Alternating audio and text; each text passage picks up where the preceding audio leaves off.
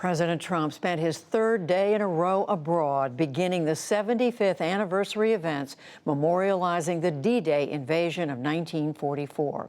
Mr. Trump also had much to say about many topics in a British television interview. Our Yamiche Alcindor has been traveling with the president and following it all. A D-Day commemoration with President Trump and other world leaders. Today in Portsmouth, England, they gathered to mark the legendary invasion and the beginning of the liberation of Europe. It was here that Allied forces boarded landing crafts to storm the beaches of Normandy and fight the Nazis. The president, along with members of the British royal family, spent time greeting D-Day veterans. Mr. Trump had this to say of Queen Elizabeth. Great woman, great woman. He then flew briefly to Ireland to meet with Irish Prime Minister Leo Varadkar. The president said he was optimistic that the UK could work out one of its biggest Brexit challenges. The question is whether Varadkar's Republic of Ireland can work out a border deal with Northern Ireland, which is part of the UK. Neither country wants to reinstate a hard border. The big thing is going to be your border, and hopefully that's going to work out. I think it will work out. Before he left London, Mr. Trump sat down with British journalist Piers Morgan. Morgan questioned the president about whether he wished he had served in the Vietnam War.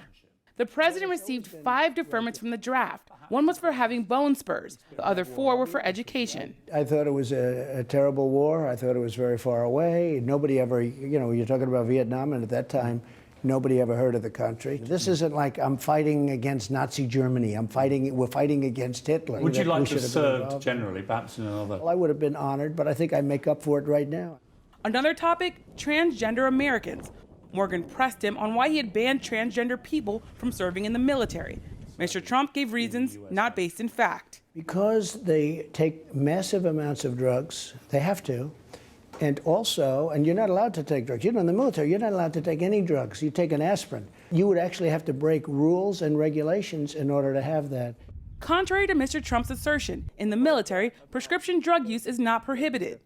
The president also talked about Iran and said he would be willing to sit down with President Hassan Rouhani. No American president has met with the leader of the Islamic Republic of Iran. Are you prepared, if it comes to it, to jaw with President Rouhani of Iran? You're talking about talk? Yes. Yeah, of course. I'd much rather talk. You would sit down with him and have a chat? Sure. The Iranians have refused to talk for now. The United States is the only nation to leave the Iran nuclear deal. Iran recently threatened to resume high-level uranium enrichment if the U.S. does not lift sanctions it imposed when it left the deal. President Trump plans to spend tonight in Ireland at one of his golf resorts, Judy. Yamiche, hi. So that interview the president did with the British journalist Piers Morgan, were there other claims the president made that are being questioned? Well, the president said a number of things that were simply not based in fact. He would not say that climate change is a clear and present danger. That, of course, is the conclusion of scientists all over the country and the world, as well as scientists working for the Trump administration. He also said that he talked to Prince Charles about this for some time, about 90 minutes, and that Prince Charles stressed to him that he was concerned about future generations and climate change, but the president just simply was not convinced. He also said that Winston Churchill, the former British prime minister, didn't have to deal with the threat of nuclear weapons. That's simply not true. There were Nazis thinking of trying to build a nuclear weapon during the time of Winston Churchill. So that just simply, again, was something else that was just not based in fact. And Yamiche, we know the president has met with British officials this week. He's, of course, been with the royal family.